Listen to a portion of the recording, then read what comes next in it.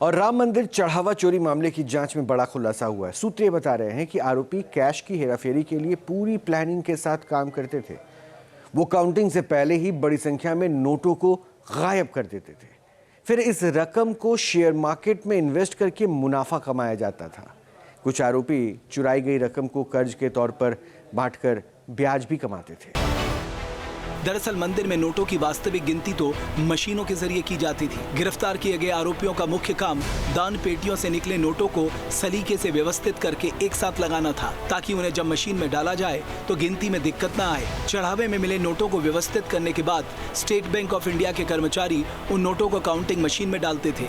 इसके बाद 10, 20, 50, 100, 200 और 500 रुपए के नोटों को अलग अलग करके उनकी गड्डियां बनाई जाती थी। सूत्रों के मुताबिक जब आरोपी नोटों को उनके मूल्य वर्ग के अनुसार बांट रहे होते, ठीक उसी वक्त वो लोगों की नजरें बचाकर बड़ी रकम गायब कर देते, यानी मशीन तक पहुंचने से पहले ही नोट उनकी जेब तक पहुंच जाते थे।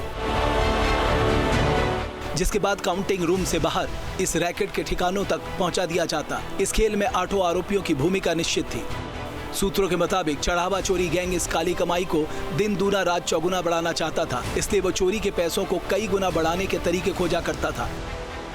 जांच में चौंकाने वाले तथ्य सामने आए हैं और आरोपी अनुकल्प मिश्रा, अविनाश शुक्ला और करुणेश पांडे रामलला के चढ़ावे से चुराई गई रकम को शेयर मार्केट में इन्वेस्ट कर रहे थे। इतना ही नहीं, इस पैसे को उन्होंने बाजार में अन्य लोगों को मोटे ब्याज दरों पर देकर सूदखोरी के धंधे में भी लगा रखा था। मामले की गंभीरता को देखते हुए पुलिस ने तत्काल कार्रवाई की है और इन तीनों मुख्य आरोपियों के करीब 30 परिचितों और करीबियों को बैंक खातों को पूरी तरह फ्रीज करवा दिया है।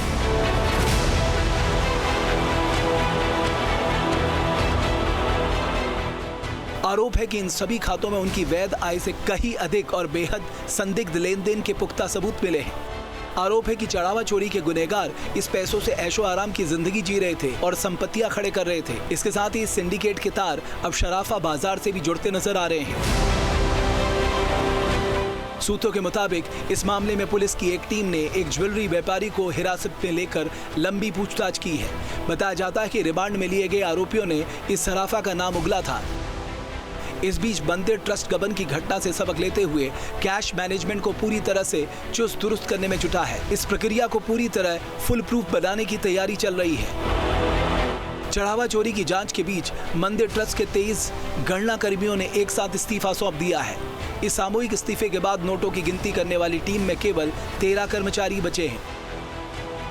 काउंटिंग का काम प्रभावित ना हो, इसके लिए ट्रस्ट अब सतर्कता के साथ जल्द नए और पूरी तरह वेरीफाइड कर्मचारियों को भर्ती कर रहा है।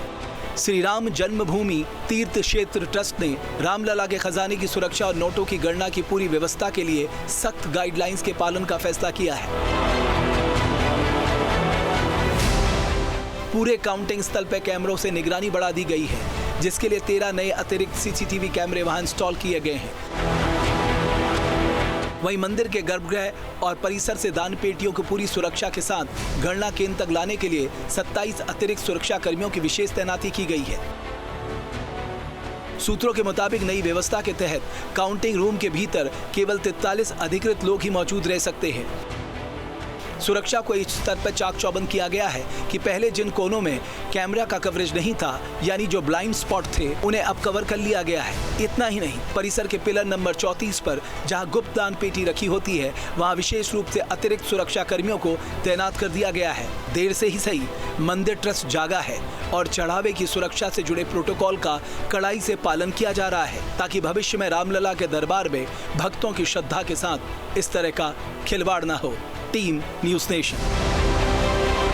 आपके मोबाइल पर तुरंत आएगी ब्रेकिंग न्यूज। स्क्रीन पर सबसे पहले दिखेगी बड़ी खबर।